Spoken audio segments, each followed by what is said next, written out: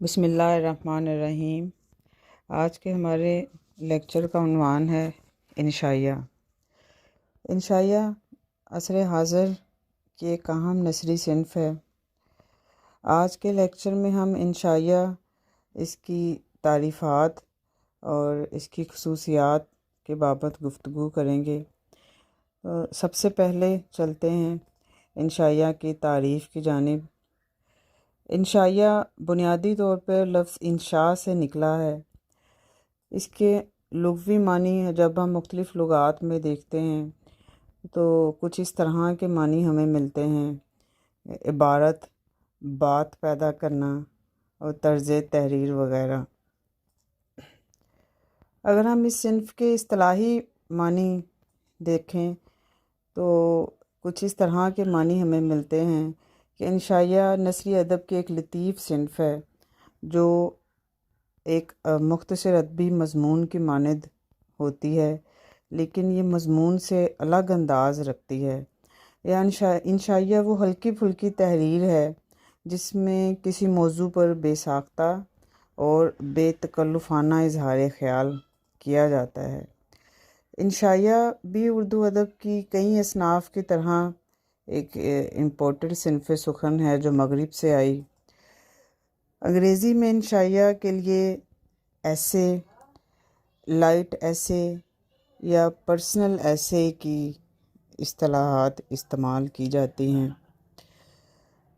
انشائیہ سے پہلے اس طرح کے ایک لطیف نثری پارے اردو میں موجود تھے، لیکن انشائیہ سے پہلے ان کے کئی نام رہے ہیں اس صنف کے۔ جب ہم ابتدائی نقوش دیکھتے ہیں تو ہمیں اس طرح کی تحریر کئی ناموں سے ملتی ہے، جیسے اردو میں اس کے لیے لائٹ ایسے، انشاء لطیف، لطیف پارہ، مضمون لطیف، طیفیہ، مراقبہ، افکار پریشاں، جواہر پارے اور جواب مضمون جیسی اصطلاحات ہمیں ملتی ہیں۔ اردو میں پہلی بار انشائیہ کی اصطلاح 1944 میں اختر عرینوی نے استعمال کی۔ اختر عرینوی نے سید علی اکبر قاصد کے انشائیوں کے مجموعے ترنگ کے دیباچہ میں پہلی بار اس اصطلاح کو استعمال کیا۔ بعد ازاں ڈاکٹر وزیر آغا کو یہ اعزاز جاتا ہے کہ انہوں نے انشائیہ کو بطور اصطلاح متعارف کرانے، رائج کرنے اور فروغ دینے میں ایک اہم کردار ادا کیا۔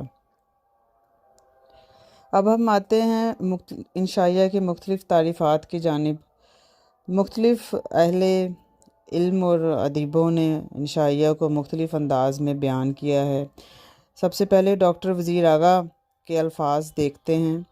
ڈاکٹر وزیر آغا کے مطابق انشائیہ اس تحریر کا نام ہے جس میں انشائیہ نگار اسلوب کی تازہ کاری کا مظاہرہ کرتے ہوئے اشیاء یا مظاہر کے معنی مفاہیم کو کچھ اس طور گرفت میں لیتا ہے کہ انسانی شعور اپنے مدار سے ایک قدم باہر آ کر ایک نئے مدار کو وجود میں لانے میں کامیاب ہوتا ہے۔ ذوالفقار احمد تابش انشائیہ کی تعریف کچھ ان الفاظ میں کرتے ہیں کہ انشائیہ وہ نثری صنف ادب ہے جس میں مصنف کسی موضوع کے مخفی جہتوں اور پہلوؤں پر ہلکے پھلکے اور خوشگوار تخلیقی اسلوب میں اپنے مشاہدے، مطالعے اور سوچ کا اظہار کرتا ہے۔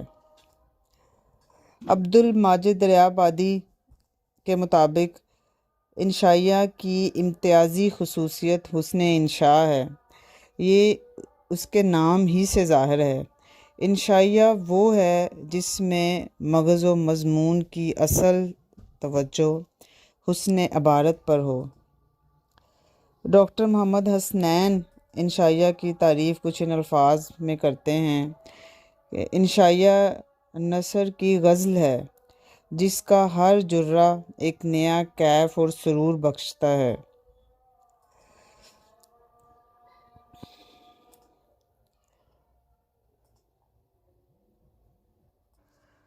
ڈاکٹر عبادت بریلوی انشائیہ کی تعریف کچھ ان الفاظ میں کرتے ہیں کہ انشائیہ کا مقصد معلومات کا فراہم کرنا نہیں، اس کی نوعیت ذاتی اور انفرادی ہے۔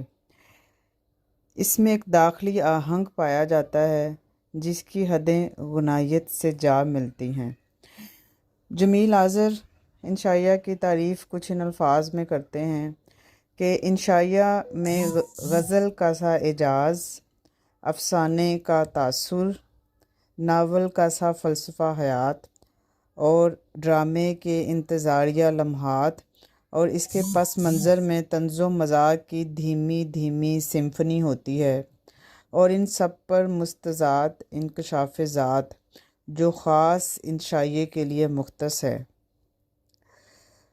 اکبر حمیدی انشائیہ کی تعریف کچھ یوں کرتے ہیں: انشائیہ ایک ایسی غیر افسانوی صنف نثر ہے جو قاری کو بیک وقت فکری لطف اندوزی، جسمانی تسکین اور جمالیاتی حظ مہیا کرنے پر قادر ہے، لہٰذا اسے میں ایک امتزاجی صنف کا نام دیتا ہوں جس میں کہانی کا مزہ، شعر کی لطافت اور سفر نامے کا فکری تحرک یکجا ہو گئے ہیں۔ اب ان تعریفات کی روشنی میں ہم یہ طے کرتے ہیں، یہ دیکھتے ہیں کہ انشائیہ کی خصوصیات کیا ہیں۔ تو انشائیہ کی سب سے پہلی یا اہم خصوصیت ہے مسرت کا حصول۔ تو یہ ایک اس طرح کی ایک ہلکی پھلکی تحریر ہے جس کا مقصد قاری کو کوئی ذہنی مشق کی طرف آمادہ نہیں کرنا، بلکہ پڑھنے والے کو لطف دینا، اس کو اس طرح کی زبان استعمال کرنا یا اس طرح کے خیالات اس تحریر میں لے کر آنا کہ قاری پہ ایک لطف اور انبساط کی سی کیفیت طاری ہو، قاری اس تحریر سے مسرت حاصل کرے۔ انشائیہ کی دوسری خصوصیت ہے اس کا غیر رسمی طریقہ کار۔ تو انشائیہ مضمون ہوتے ہوئے بھی مضمون سے مختلف اس لیے ہے کہ مضمون ایک رسمی تحریر ہے۔ انشائیہ اس طرح سے مضمون کی طرح سے ایک رسمی تحریر نہیں ہوتی، یا انشائیہ کے جو تخلیق کار ہوتے ہیں اس کے پیش نظر کوئی اس طرح سے واضح مقصد نہیں ہوتا جیسا کہ مضمون کے تخلیق کار کے پیش نظر ہوتا ہے۔ تو انشائیہ کی دوسری ایک بڑی خصوصیت یہ ہے کہ اس کا طریقہ کار جو ہے وہ غیر رسمی ہوتا ہے۔ انشائیہ کی تیسری اہم خصوصیت ہے حسن انشاء۔ نام ہی سے ظاہر ہے کہ انشائیہ میں بنیادی طور پر زبان کا لطف یا چٹخارا ہوتا ہے۔ تو انشائیہ میں تخلیقی زبان استعمال کی جاتی ہے، اس میں علامت، عمایت اور اس طرح کی چیزوں کا استعمال کیا جاتا ہے تاکہ قاری اس سے لطف حاصل کرے۔ انشائیہ کی چوتھی اہم خصوصیت انکشاف ذات ہے۔ انشائیہ نگار کی ذات ہمیں اس کے انشائیوں میں نظر آتی ہے۔ تو انشائیہ نگار کی ذات کو اگر ہم نے ایکسپلور کرنا ہے یا اس کا انکشاف کرنا ہے تو ہم اس کے انشائیوں میں اس کو کر سکتے ہیں۔ انشائیہ کی ایک اہم خصوصیت ہے تازگی۔ یہ تازگی موضوع کے اعتبار سے بھی ہونی چاہیے اور نقطہ نظر یا اسلوب کے اعتبار سے بھی۔ تو انشائیہ جو ہے وہ اس میں نوویلٹی ہوتی ہے، ایک طرح کی تازگی ہوتی ہے۔ موضوعات یا عنوانات تو وہی ہیں جو لٹریچر کے ہیں، یا انشائیہ کے موضوعات کی دنیا بہت وسیع ہے۔ ہم ریت کے ایک ذرے سے لے کر پوری کائنات کی کوئی بھی شے انشائیہ کا موضوع بن سکتی ہے، لیکن اس میں شرط جو ہے کہ اس موضوع اور اس کو اپنا نقطہ نظر بیان کرنے میں ایک طرح کی اس میں ایک تازگی ہو یا ایک انوکھا پن ہو۔ انشائیہ کی اگلی جو اہم خصوصیت ہے وہ اس کا اختصار ہے۔ تو انشائیہ اس طرح سے ایک جامع اور مکمل تحریر نہیں ہے جیسے یہ کہ مضمون ہوتا ہے۔ انشائیہ مختصر ہوتا ہے، اس میں اختصار سے کام لیا جاتا ہے۔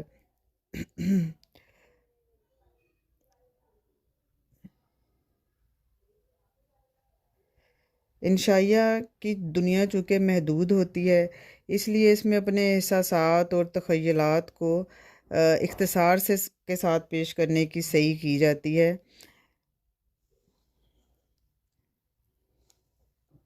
انشائیہ کی ایک اور خصوصیت تخیل یا امیجنیشن ہے۔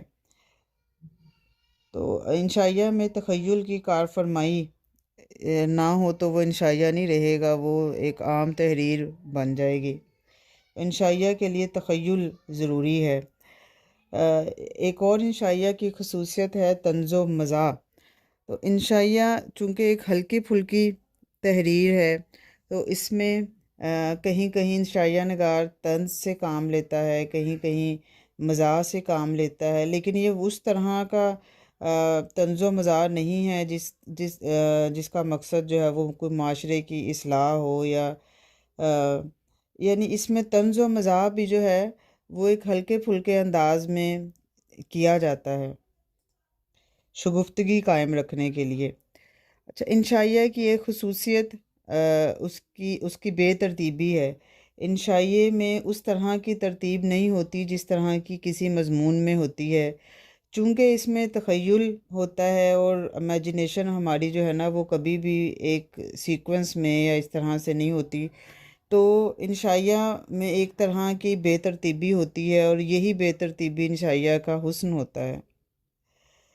انشائیہ کی آخری اور ایک اہم خصوصیت وہ یہ ہے کہ اس کی عدم تکمیلیت۔ انشائیہ جو ہے وہ ہمیشہ